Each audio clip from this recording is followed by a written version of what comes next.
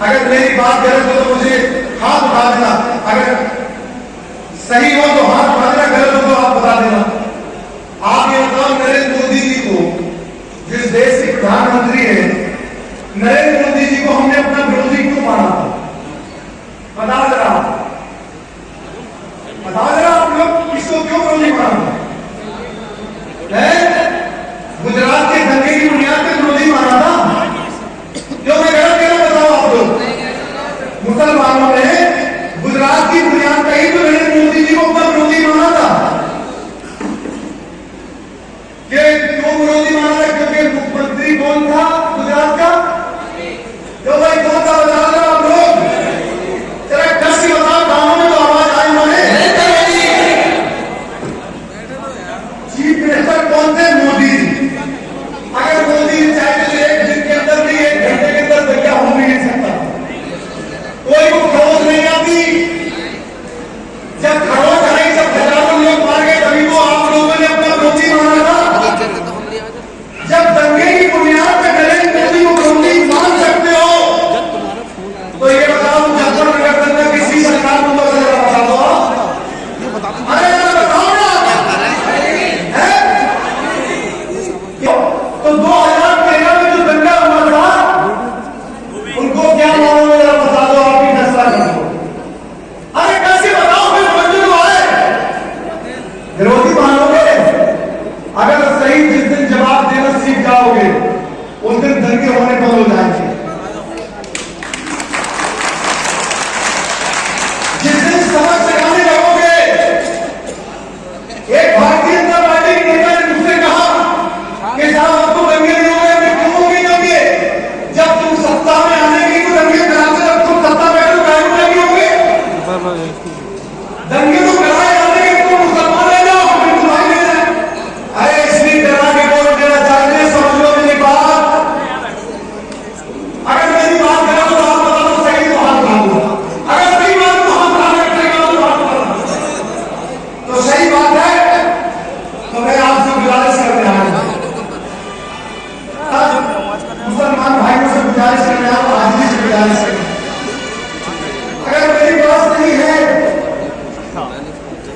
तो बीएसपी का दामन थाम लो, दलित और मुसलमान का कॉम्बिनेशन थाम लो। उसकी मिसाल भी आपने देखी। आप एक बात बताओ, समाजवादी पार्टी का और बीएसपी का 2019 में गठबंधन हुआ नहीं हुआ? बताओ, मैं गलत कह रहा हूं? बताओ, वैसे ने कोई गठबंधन क्यों किया था? अगर बहन को 3 जून 1995 में समाजवादी तीर मारने में कोई कसर नहीं छोड़ी थी, याद है कि नहीं? स्टेट गेट हाउस बहन तुम्हारी बहन जी ने सोचा इस देश में नरेंद्र मोदी की सरकार नहीं आना चाहिए। बहन जी ने समाजवादी पार्टी के गठबंधन को किया कि चलो दलित और मुसलमान और यादव और बैकवर्ड में जाएगा तो हम बीजेपी को खा फेंकने में कामयाब हो जाएंगे। मैं गलत कह रहा हूं? बताओ आप लोग। कुछ चुनाव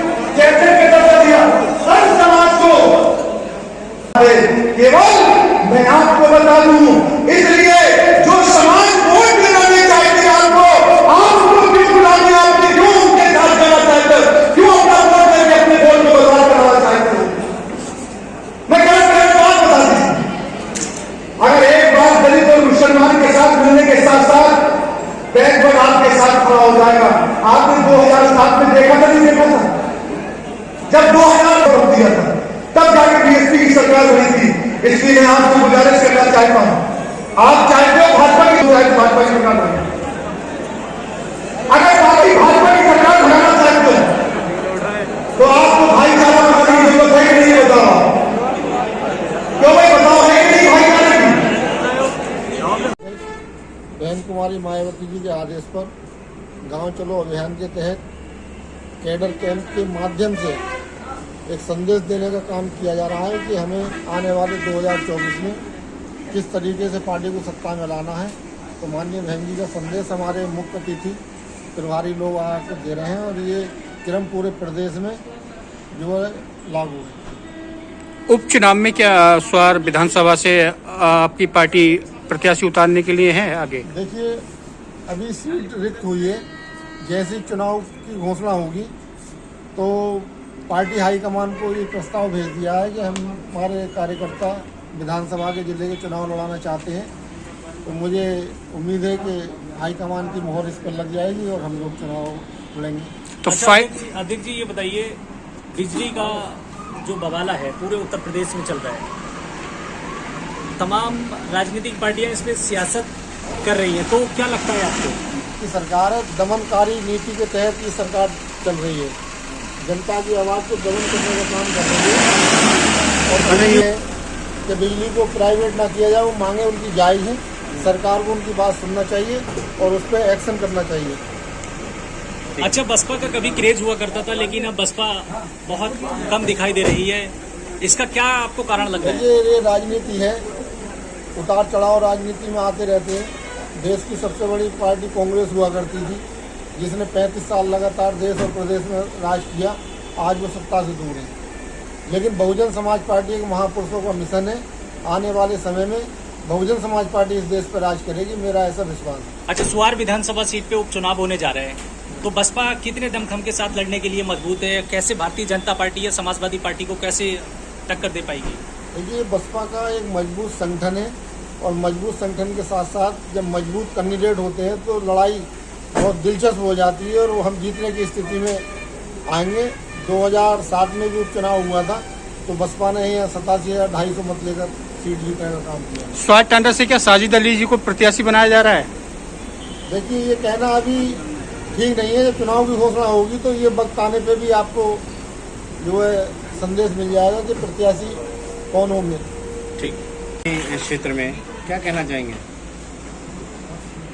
हमारे यहाँ जो हमारे बहुजन समाज पार्टी की तरफ से कैडर कैंप के मीटिंग चल रही है इस टाइम, जो भी जिस क्षेत्र के प्रभारी हैं वो इसको कार्य को आगे बढ़ा रहे हैं। गांव के जो लोग हैं उन्हें जोड़ा जा रहा है। और इस बार जो है उपचुनाव होने की वहाँ तैयारी हो रही है, तो क्या लगता है आप वहाँ के दावेदारी? उपचुनाव की तैयारी तो अभी फाइनल नहीं है। जब उपचुनाव की तैयारी होगी पार्टी की तरफ से जो भी आदेश होगा बहन जी की तरफ से, तो चुनाव लड़ा जाएगा। तो कैडर कैंप के माध्यम से क्या क्या 2024 को लोकसभा साधने की तैयारी है बहुजन समाज पार्टी? बहुजन समाज पार्टी की तरफ से अब 2024 का चुनाव है सामने, तो सारी तैयारी अभी से ही बहुजन समाज पार्टी हमारी कर रही है, लोगों को जोड़ने का कार्य कर रही है। अच्छा साजिद साहब, कैडर कैंप का आयोजन हुआ है सुवार में आज, कैडर कैंप का क्या उद्देश्य है? कैडर कैंप का ये उद्देश्य है, जो भी हमारे सारे पदाधिकारी हैं वो सारे एक प्लेटफॉर्म पर आएँ और सभी गांव, हर गांव में जाएं, अपने अपने गांव के जो कार्यकर्ता हैं हमारे, अपने अपने गांव को मजबूत करें वो। ठीक। अच्छा।